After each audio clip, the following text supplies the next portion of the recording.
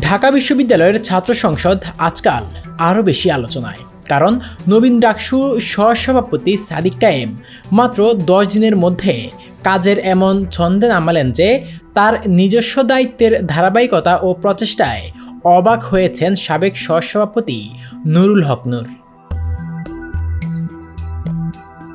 নবনির্বাচিত প্যানেলের হয়ে কাজ শুরু করার পর সাদিক কায়েম খুব দ্রুতই শিক্ষার্থীদের কল্যাণমূলক বিভিন্ন উদ্যোগ নিয়েছেন।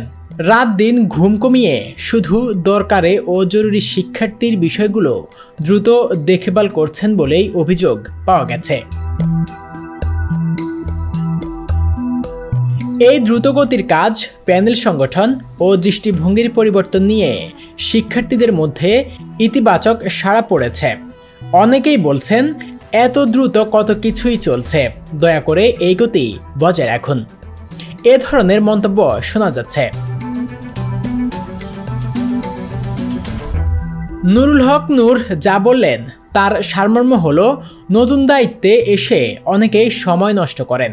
কাজ শুরু করতে গেলে ধীর গতিতে ফলাফল দেখানো কঠিন, কিন্তু সাদিক কায়েম যে কাজের গতি দেখাচ্ছেন তা প্রশংসার যোগ্য।